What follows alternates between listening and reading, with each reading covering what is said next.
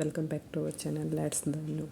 आज की वीडियो में हम करेंगे कॉन्टिन्यूस कॉम्प्रिहेंसिव इवैल्यूएशन। जो आपका एचटेट का जो अभी न्यू सिलेबस आया है रेक्टिफाई होने के बाद, उसके अंदर आपका स्पेशल टॉपिक मेंशन है इवैल्यूएशन के मेथड। तो यहाँ पर हम हर टाइप के इवैल्यूएशन के मेथड है उसके बारे में करेंगे, PYQ के साथ करेंगे, क्योंकि इनसे हमारा कंसेप्ट है वो भी क्लियर हो जाएगा और हमें ये भी पता चल जाएगा कि कितनी डीपली कोई भी क्वेश्चन पूछा जाता है।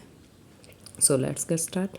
ओके, फर्स्ट क्वेश्चन है which of the following is true about evaluation. Evaluation के बारे में क्या सही है। फर्स्ट ऑप्शन आपका है it determine the value of teaching learning programme.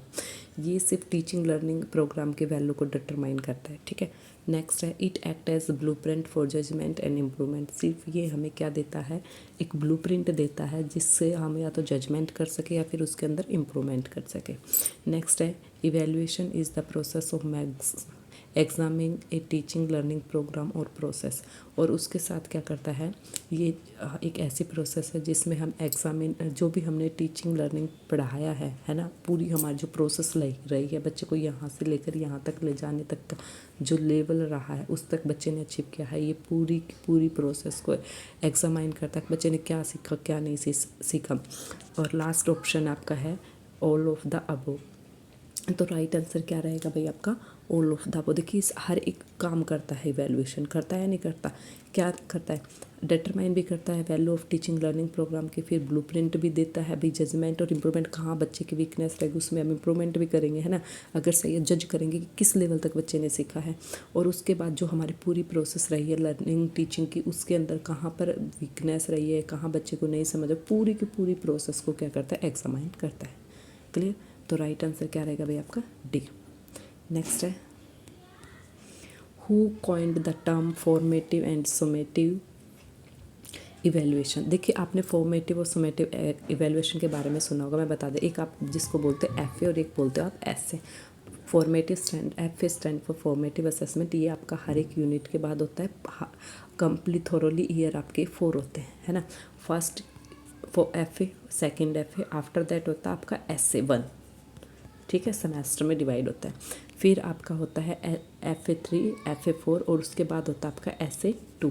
तो अब देखिए आप FA1 और SA2 में क्या डिफरेंस। FA1 होता है ना, FA होता है ना, वो क्या करता है, हमारी जो टीचिंग लर्निंग प्रोसेस है ना उसी के दौरान चलता रहता है, तो इसके अंदर इम्प्रूवमेंट के ज़्यादा चांसेस होते हैं बच्चे के। लेकिन जो SA होता है ना, ये हमारा क्या होता है, क्वान्टिटी होता है।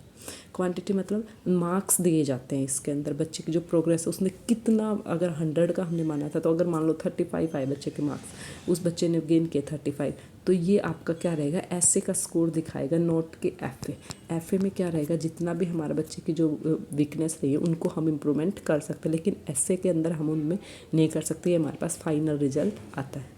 आपसे फुल फॉर्म भी पूछी जाती है ऐसे फॉर्म, सुमेटिव असेसमेंट, सुमेटिव मतलब सम अंकन, जिसमें जो टोटल होता है मतलब मार्क्स दिखाए जाते हैं, और एफ ए के अंदर वैसे तो ग्रेड दे दी जाती है, और लर्निंग जो टीचिंग लर्निंग प्रोसेस है उसी के थ्रू किया जाता है। क्लियर। और ये किसने कॉइंट किया था, तो ये डेल हार्म्स इसका राइट आंसर रहेगा। कौन है भाई, ये डेल हार्म्स ने। नेक्स्ट आपका फर्स्ट ऑप्शन राइट है। नेक्स्ट है which of the following is not true about formative evaluation. Formative evaluation अभी हमने डिस्कस किया है, उसमें हम देखेंगे कौन सा सही नहीं है। फर्स्ट है it is developmental in nature. Developmental है, यस। डेवलपमेंटल कैसे है, देखिए बच्चे ने क्या सीखा क्या नहीं सीखा साथ के साथ पता चल जाता है। Aim at improving the learning and the teacher teaching, yes. इसके अंदर ये भी पता चल जाता है कि लर्नर ने कितना सीखा और टीचर की टीचिंग कैसी है। अगर बच्चे कुछ सीख ही नहीं रहे तो इस मतलब टीचिंग जो मेथड है उसमें कहीं ना कहीं इशू है। नेक्स्ट है it is applied during the teaching learning process to monitor and improve the process. It is applied during the teaching learning. अभी मैंने बताया था कि जो फॉर्मेटिव आपकी टीचिंग लर्निंग प्रोसेस है उसी के दौरान ये क्या किया जाता है, उसको अप्लाइड किया जाता है, ताकि जो हमारी लर्निंग प्रोसेस है उसमें इम्प्रूवमेंट किया जा सकता है, ये ठीक है। It is assessment of learning, it aim enhancing the learning. और इसके बाद बताइए it is an assessment for learning. Assessment for learning है, असेसमेंट ऑफ लर्निंग है, तो असेसमेंट फॉर लर्निंग और it aim at enhance the learning. उसके बाद देखिए ये क्या करता है, इसका मेन पर्पज होता है वो इन्हांस करना होता है लर्निंग का, ये बात भी सही है। इट असाइंड ग्रेड नहीं दी जाती। देखिए मैंने बताया था लास्ट में ग्रेड कब दी जाएगी, जब आपका कंप्लीट हो जाएगा, वो किस में आएगी, FSA में आपकी ग्रेड आती है। तो यहाँ देखिए आपका राइट आंसर क्या रहेगा भाई, डी रहेगा। क्या रहेगा राइट आंसर, डी रहेगा। क्यों? क्योंकि इसका ग्रेड आपकी दी जाती है एसए के अंदर। ठीक है, एक बार आप सेकंड क्वेश्चन देखिए, ये बात मिस प्रिंट तो है, मतलब थोड़ा सा गलत हो गया। Who coined the term formative and summative, ये माइकल सैक्रिवन आएगा।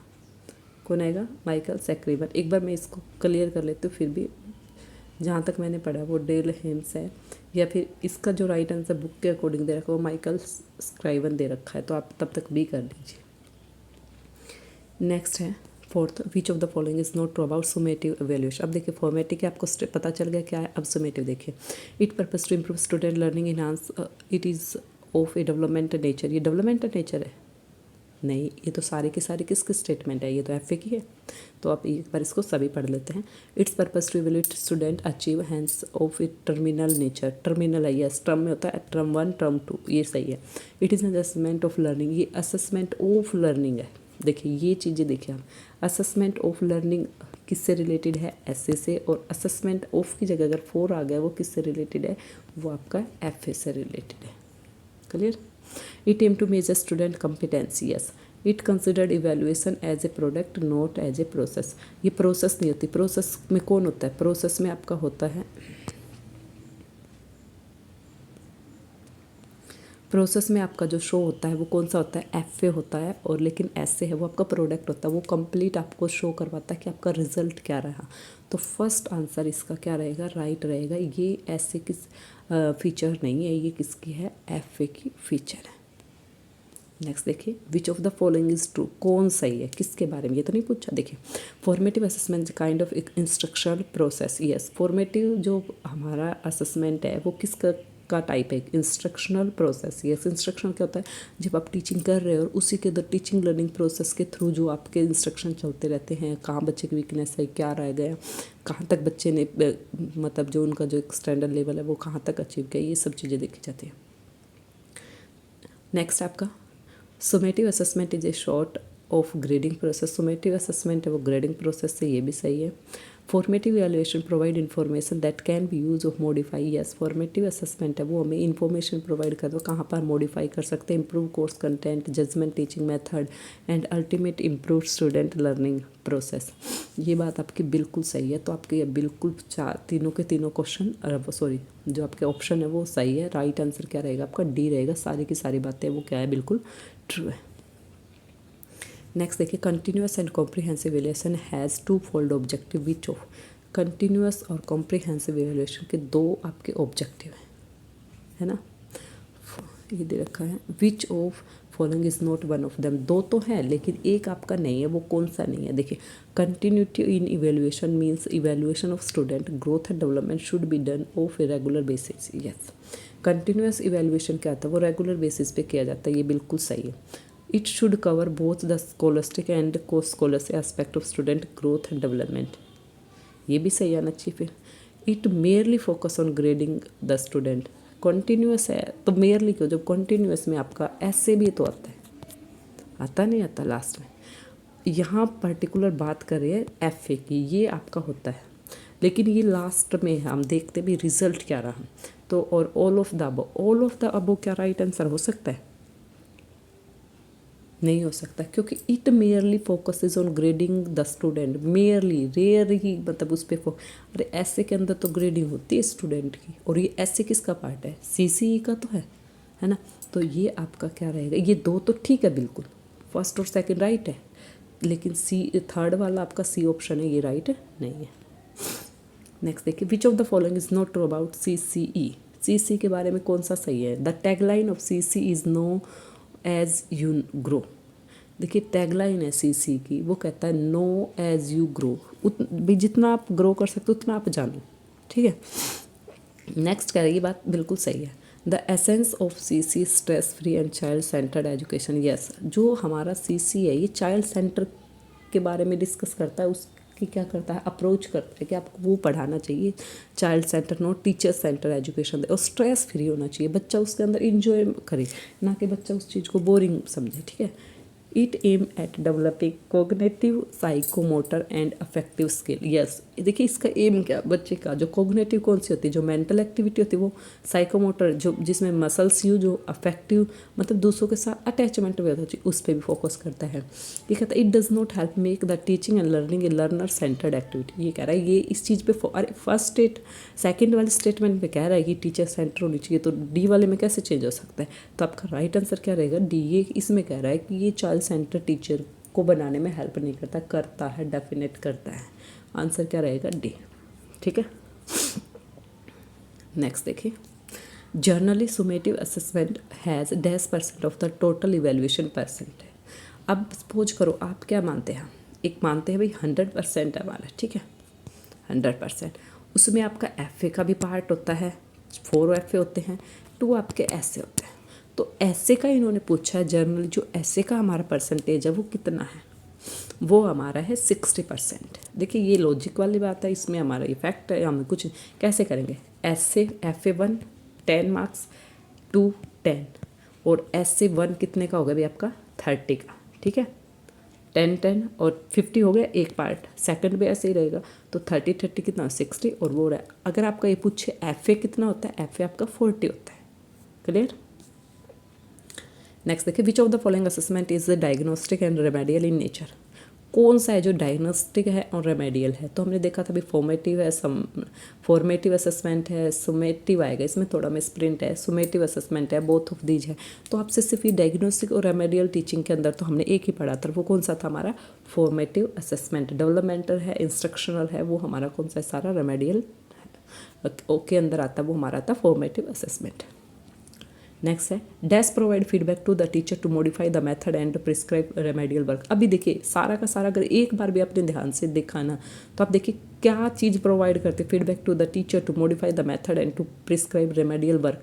तो रेमेडियल वर्क किस में होता है, इंस्ट्रक्शन किस में होता है, डेवलपमेंटल किस में होती है, सारे के सारे हमारे फॉर्मेटिव असेसमेंट में होते हैं। इससे पहले 2 बार ये आपका क्वेश्चन हो चुका है ना, आपका ये 2 बार हो चुका है। तो ये आपका आएगा,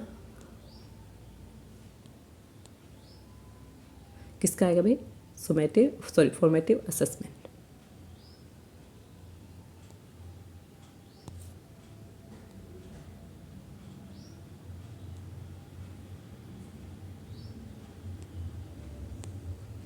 नेक्स्ट देखिए, dash is a product and its purpose to make final judgement and provide grade. देखिए अभी हमारा प्रोडक्ट है, प्रोसेस नहीं है। प्रोसेस हमारी कौन सी है, प्रोसेस कौन सी है भाई, प्रोसेस तो हमारी FA है, ठीक है, और प्रोडक्ट क्या है, प्रोसेस है, तो प्रोडक्ट क्या है, प्रोडक्ट कौन सी चीज़ है, प्रोडक्ट हमारी क्या है SA, और प्रोसेस क्या है FA।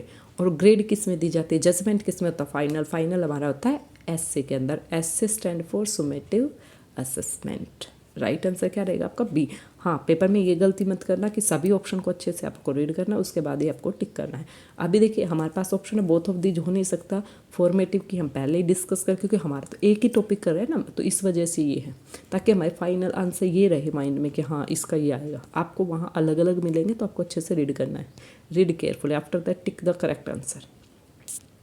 नेक्स्ट है, which of the following is related to the quantity description of the people performance. Quantity में देना है, मेजरमेंट होता है, असेसमेंट होता है, वैल्यूएशन होता है, ऑल ऑफ दीज होता है। देखिए अब थोड़ा सा आप ध्यान दीजिए, आपके पास आ गई 3 टर्म्स है, मेजरमेंट, असेसमेंट और इवैल्यूएशन। मेजरमेंट के अंदर सिर्फ हमारी क्या आती है भी, क्वांटिटी डिस्क्रिप्शन होता है कि हाइट वगैरह बॉडी की हमने मेजर कर दी, ये सब बता दिया, तो ये किसके अंदर आएगा, ये हमारा आता है मेजरमेंट के अंदर, ठीक है। असेसमेंट के अंदर क्या आता है, असेसमेंट हमारी है कंटिन्यूअस प्रोसेस, और इवैल्यूएशन के अंदर हमारा स्कॉलस्टिक भी और को स्कॉलस्टिक भी दोनों ही प्रोसेस क्या होते हैं, इंक्लूड होती है। तो क्वांटिटी डिस्क्रिप्शन ओनली 1 के अंदर होता है, वो हमारा कौन सा होता है, मेजरमेंट होता है। So move next question. Next, which of the following statement is true. कौन से स्टेटमेंट है वो ट्रू है, सही है। Summative assessment is related to product. Summative assessment है वो किससे रिलेटेड है, प्रोडक्ट से है, ये बात बिल्कुल सही है, डिस्कस हो चुका है already. Formative assessment related to process, yes ये आपकी टीचिंग लर्निंग प्रोसेस है। मान लो यहाँ से यहाँ तक आप चल रहे हो और जो भी आपकी प्रॉब्लम्स होगी उनके अंदर जो भी आप उन मॉडिफाई करोगे, रेक्टिफाई जो भी करोगे, वो फॉर्मेटिव असेसमेंट कहलाएगा। यहाँ आने के बाद आप जो मेजरमेंट करोगे या जो भी आप क्या करोगे, कंक्लूजन निकालोगे, कहाँ पहुँचा, कितने मार्क्स, वो आपका था summative assessment. Formative assessment provide feedback while summative assessment provide result. देखिए फॉर्मेटिव असेसमेंट हमें फीडबैक प्रोवाइड करवाता है और जो समेटिव है वो हमें रिजल्ट प्रोवाइड करवाता है। ये भी आपके स्टेटमेंट क्या है, ट्रू है। तो राइट आंसर क्या होगा, ऑप्शन ही नहीं है बार हमारे पास, एक ही बचा है, ऑल ऑफ दीज। ठीक है, नेक्स्ट देखिए, which of the following is include in subjective method of evaluation. आपसे पूछा सब्जेक्टिव मेथड कौन सा इवेल्युएशन का, ऑब्जेक्टिव होते हैं, सब्जेक्टिव होते हैं। सब्जेक्टिव में आपका ऐसे type, short answer type, both या नाइदर ऑफ दिज।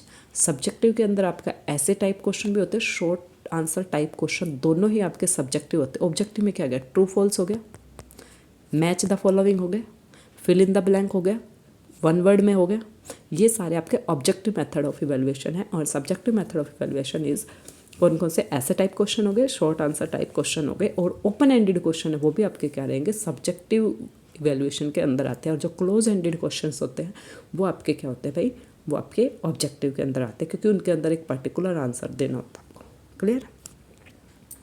नेक्स्ट देखिए, राइट आंसर क्या रहेगा, C, both A and B.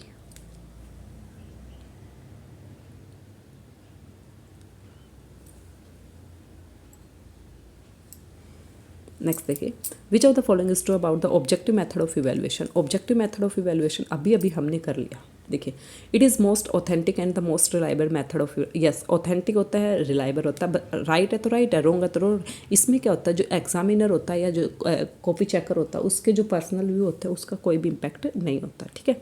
Second है MCQ, true false, fill in blank, matching are the type of objective question. ये सभी क्या है, एमसीक्यू है, ट्रू फॉल्स है, ब्लैंक फिलिंग, ये सभी क्या आपके ऑब्जेक्टिव है। यस, ये भी बात बिल्कुल करेक्ट है। ठीक है। फिर टीचर एटीट्यूड और mentally does not affect the scoring. Yes, इसके अंदर देखिए टीचर का जो मेंटली डज, मान लो कोई बच्चा काम नहीं करता, टीचर ये रोग नहीं करता, इसको क्या मार्क्स दो, चाहे बच्चे ने कुछ भी, तो इसमें तो कोई फर्क ही नहीं पड़ेगा, राइट है तो राइट है, रॉन्ग है तो रॉन्ग है, सभी के इक्वल मार्क्स होते हैं, है ना, बस स्टूडेंट के नहीं, क्वेश्चन के। नेक्स्ट देखिए, तो आपका राइट आंसर क्या रहेगा भाई, इसका डी रहेगा।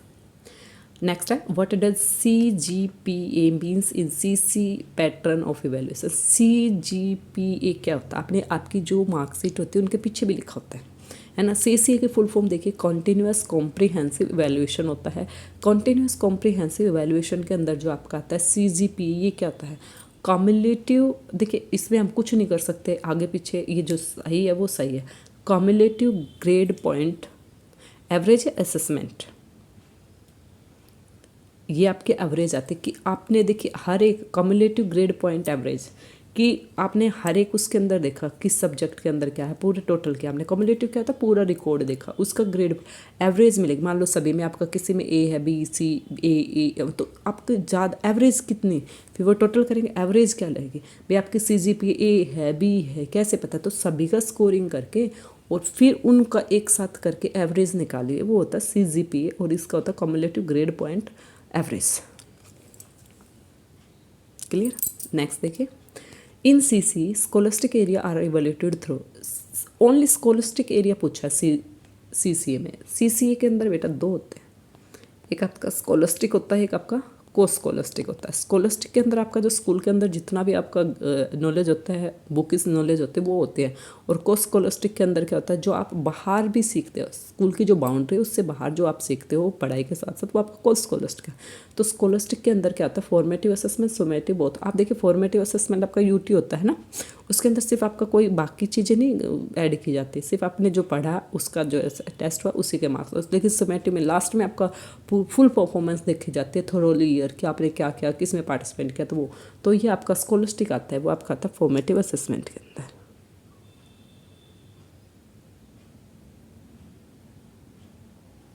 नहीं, एक सेकेंड रुको, CC scholastic area are evaluated third. हाँ देखिए इसके अंदर क्या होता है, स्कोलस्टिक ये तो आता है, पर सुमेटिव में भी देखिए ना, सुमेटिव में फॉर्मेटिव आपका ऐड हो जाता है।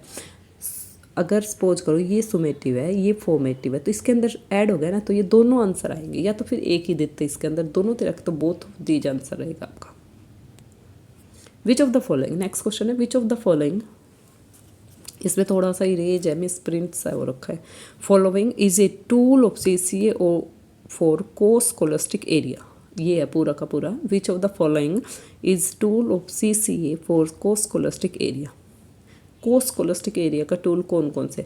Portfolio anecdotal, yes. Checklist and ratings के लिए भी है, होम असाइनमेंट, ऑब्जर्वेशन है, और डी। तो देखिए आप जब भी जितनी को स्कॉलस्टिक हमारे जो वो होते हैं एरियाज होते हैं, जिनको जो टूल हम जिनका यूज करते हैं वो सारे ही होते हैं। पोर्टफोलियो एंड एनेक्डोटल भी होता है, ठीक है, चेकलिस्ट एंड रेटिंग स्केल भी होता है, होम असाइनमेंट ऑब्जर्वेशन भी होता है, ऑल ऑफ दीज। तो क्या आएगा आपका? All of these.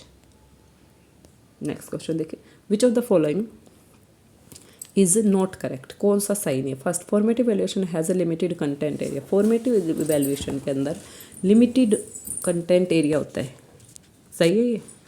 चलो अभी आगे और भी पढ़ते हैं भाई सभी ऑप्शन को अच्छे से। नेक्स्ट देखिए, ये कह रहा है summative evaluation has complete content area, उसके अंदर कंप्लीट होता है, उसमें लिमिटेड होता है, ठीक। Both formative and summative evaluation are of learning, are of learning होता है, फोर ऑफ लर्निंग भी होता है। फिर इवैल्यूएशन मीन्स टू जज the whole teaching learning process, ये भी सही है। तो आपका राइट आंसर क्या हो सकता है? सी वाला ज़्यादा बेटर है ना, और राइट आंसर भी आपका क्या रहेगा? सी। ऑफ नहीं होता, ये फोर भी होता है भाई, फॉर्मेटिव का फोर होता है ना, और सुमेटिव का ऑफ होता है। नेक्स्ट देखिए, round robin chart is an example. आप देखिए असेसमेंट के कुछ टूल है हमारे पास, है ना, तो उसके अंदर जो राउंड रोबिन चार्ट है वो कौन से असेसमेंट का क्या है? कौन से असेसमेंट का आपका टूल है? तो राउंड रोबिन है वो आपका फॉर्मेटिव असेसमेंट का टूल है। क्लियर? कौन से का भाई? फॉर्मेटिव असेसमेंट का टूल है वो। नेक्स्ट देखिए, ये आप इसको डिस्कस थोड़ी कर सकते हो भी, है तो है फॉर्मेटिव असेसमेंट का है। Next, a formative evaluation is, formative evaluation क्या रहेगा आपका? A formal evaluation, informal, formal as well as informal, neither a formal not informal. तो फॉर्मेटिव असेसमेंट देखिए फॉर्मल होता है, इनफॉर्मल होता है, थोड़ा सा लॉजिक लगाइए।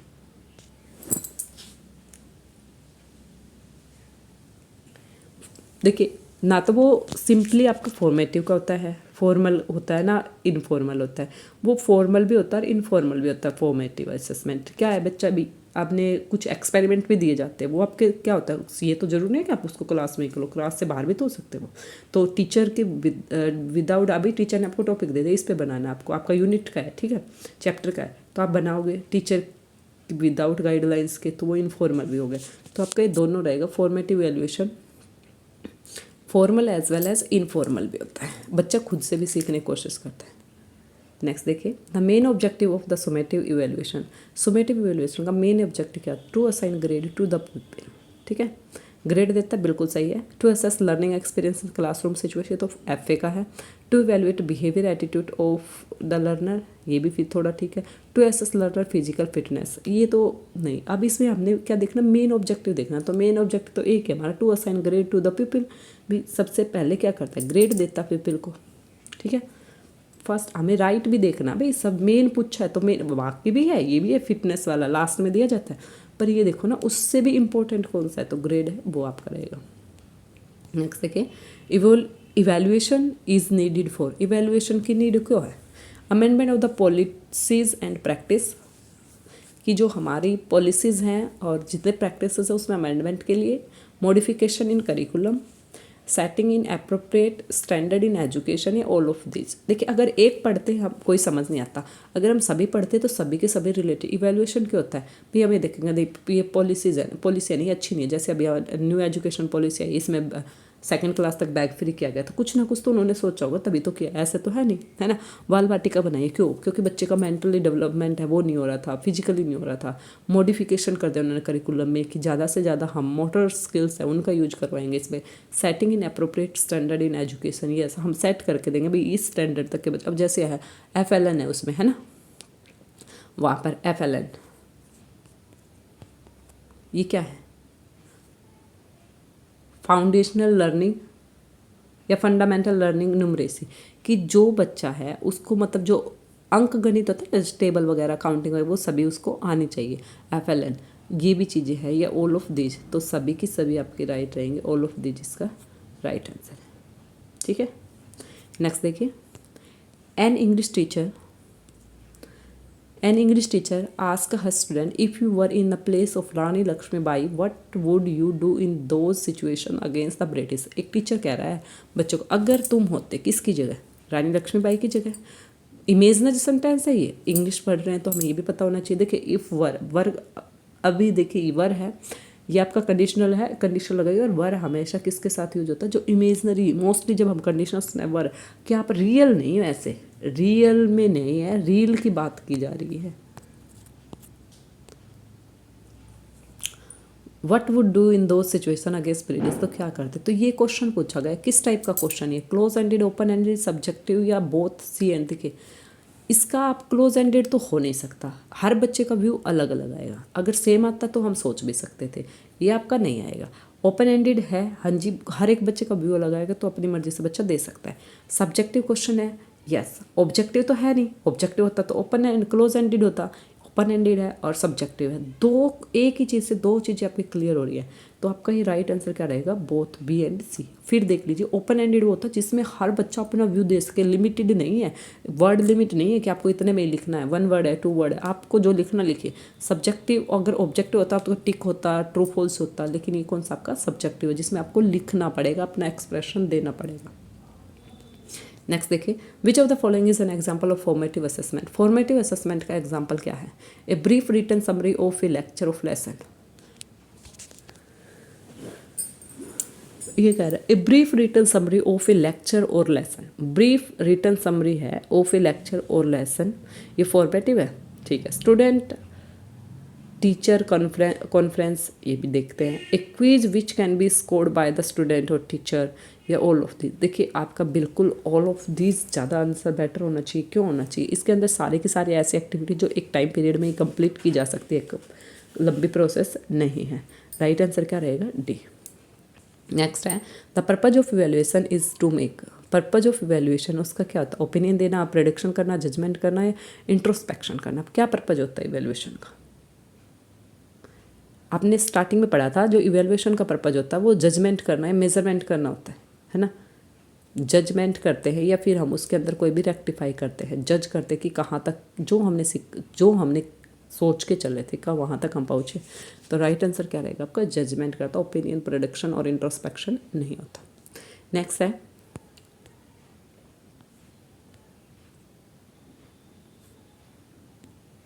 नेक्स्ट आपका limited of quantity description of प्यूपिल performance. Quantity का पूछा फिर आ गया, इससे पहले भी आपका एक क्वेश्चन आया था। लिमिटेड सीमाएँ पूछे, वो मेजरमेंट के अंदर होती हैं। किसके अंदर होती है भाई, मेजरमेंट के अंदर होती हैं। क्वांटिटी डिस्क्रिप्शन आपकी किस में होती है, मेजरमेंट में। नेक्स्ट देखिए, continuous in CCA refer to. Continuous refer करता है regularity in assessment, yes. Constructive feedback, yes. Frequency of task, ये भी ठीक है, ऑल ऑफ दिस। तो कंटिन्यूअस का जो मीनिंग होता है, अभी देखिए एक सेकेंड, कंटिन्यूअस का मीनिंग क्या होता है, रेगुलरिटी इन असेसमेंट। सिर्फ आपसे CCE में भी एक ही सी का मीनिंग पूछा है, देखिए ये है CCE, इसमें सी पूछ लिया कंटिन्यूअस, तो इसका रेगुलरिटी इन असेसमेंट आना चाहिए। बिल्कुल बेटर आंसर आपका ये, पर ये कह रहा था सभी। देखिए रेगुलरिटी इन असेसमेंट है, कंस्ट्रक्टिव फीडबैक, हाँ अभी जो प्रॉब्लम है उसको आपने साथ के साथ सोल्व किया, कुछ अलग अप्रोच अपनाई, कंस्ट्रक्टिव। फ्रीक्वेंसी इन टास्क, वही काम बार बार करो, तो जहाँ आप प्रॉब्लम आ रही है उनको आपको सोल्व करना है। और ऑल ऑफ दिस, तो राइट आंसर क्या रहेगा, ऑल ऑफ। नेक्स्ट देखिए, लास्ट 2 क्वेश्चन पढ़ने का आपके। The summative evaluation is, summative evaluation कौन सा होता है, डायग्नोस्टिक होता है, कंटिन्यूअस होता है, रेक्टिफाइंग जजमेंट होता है, ऑन गोइंग होता है। ऑन गोइंग तो होता ही नहीं है, तो फॉर्मेटिव होता है। Certifying judgement, yes. सुमेटिव होता है वो सर्टिफाई होता है, जो आपका पूरे साल का जो आपको एक रिपोर्ट कार्ड मिलता है वो सर्टिफाई होता है ना। तो यही आपका क्या रहेगा, राइट आंसर रहेगा। डायग्नोस्टिक नहीं होता, ये आपका रेमेडियल से रिलेटेड है, रेमेडियल आपका FA से रिलेटेड है। कंटिन्यूअस आपका हो नहीं सकता, कंटिन्यूअस आपका फॉर्मेटिव से रिलेटेड है। Next, the concept of evaluation in learning was introduce by, the concept आपका इवेल्युएशन का लर्निंग में वो किसने इंट्रोड्यूस किया है? क्या जॉनसन ने किया है, ऑलपोर्ट ने किया, बीएस बैलूम ने किया है, या फिर सिगमंड फ्राइड ने किया है? तो आपने बीएस बैलूम को थोड़ा बहुत कुछ पढ़ा है, जो ऑब्जेक्टिव है उनके, ऑब्जेक्टिव ऑफ इवेल्युएशन, है ना? तो ये आपका बीएस बैलूम का है। क्या रहेगा भाई? B S Bloom. देखिए कितने क्वेश्चन है वो आपको क्लियर हुए या नहीं, वो आप चेक करिए। अगर कोई डाउट है तो आप पूछ लीजिए।